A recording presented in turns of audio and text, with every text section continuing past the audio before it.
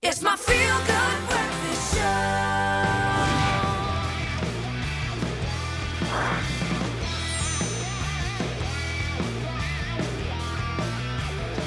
Reasons to be happy. One, you get to rock out early in the morning, JB's signature sound, and second, because we get to get into some of those movies, those trailers that have caught JP's attention. Not always the big blockbusters, sometimes those that are flying maybe under the radar that we have to keep an eye out for. Shame, who does otherwise? Because everything just turns into, I don't know, Thanos just destroys every subsequent movie if we don't look at the small guys once in a while.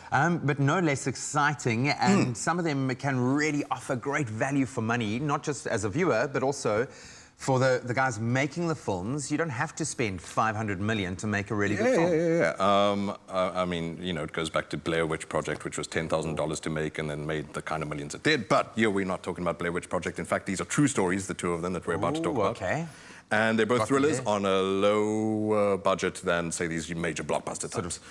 So, relatively, yeah. Fukushima 50, do you remember, and I'm sure a lot of South African viewers remember too, that it was March the 11th, 2011, that Japan had a catastrophic earthquake. Which led to, and so this is the story about, it was actually 70 guys, but they just became nicknamed the Fukushima 50, guys and girls, who volunteered to stay behind and basically risk a suicide mission trying to get these reactors back to a cooling state. To a stable state. So while there are all sorts of things we're still trying to learn in the aftermath, in fact, the cleanup, by the way, will carry on for the next 40 years. The movie is centered entirely on the event. And so the event is not just one click and one sort of position. That wave, by the way, was 50 foot. What's feet to meters? That's like, what, 10 stories? Terrifying. 8 stories or something like that high. Absolutely terrifying. And then that was one of 7 waves that hit them. So it all centers on that moment. And those 4 days that they were just trying to get things back to normal. So I've seen the bad guy from Karate Kid.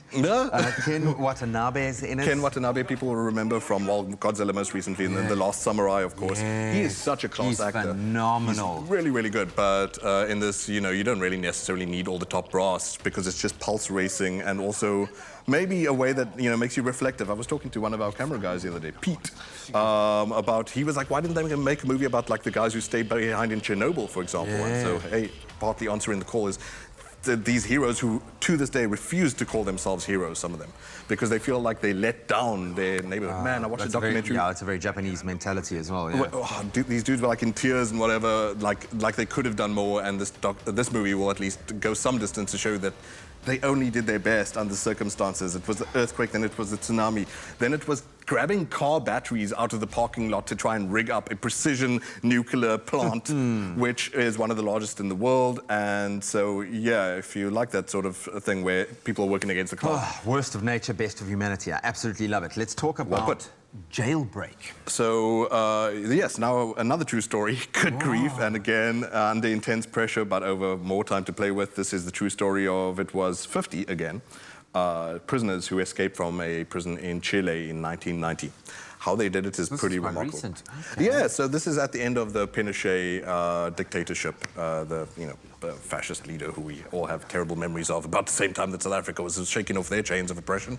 And these were dudes who were a bunch of commies and leftists and all those types who got a bit cunning and dug a tunnel that was 20 inches wide. So your body could just shimmy through. 70 meters long. 70 across the course of a year. It was, as you saw in the trailer there, between 40 and 70 tons of dirt. They predicted it ended up being 10 truckloads that they were stashing in the rafters of old ceilings on the prison complex that visitors were taking away for them. And so, as well as this like intrigue of fomenting the great escape, they also had to deal with the fact that, well, look, it's Chile during a heavily political time. These are political prisoners. There's the intrigue outside the prison of who can we save? How do we get 128 guys out when, in fact, in reality, it was only 49 who successfully escaped? And so there's these multiple layers of who gets to sort of like, you know, appropriate the victory, who gets to get saved at the end of the day, and really what these guys are escaping is being snuffed out as evidence of atrocities. They, in a way, help topple the government by showing we're still alive, we're still here, we have these stories of how we were tortured.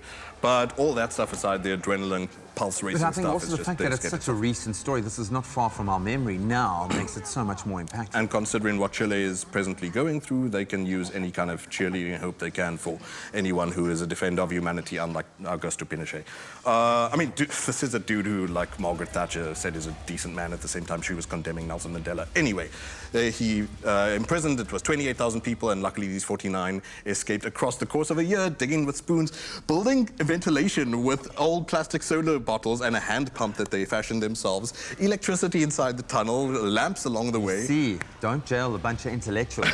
Don't jail a bunch of intellectuals. Life will find a way. I love the fact that these are two true real-life stories that depict moments that we can still remember, see them brought to life. I absolutely love that. We're going to get into some of those blockbusters the next time we sit down.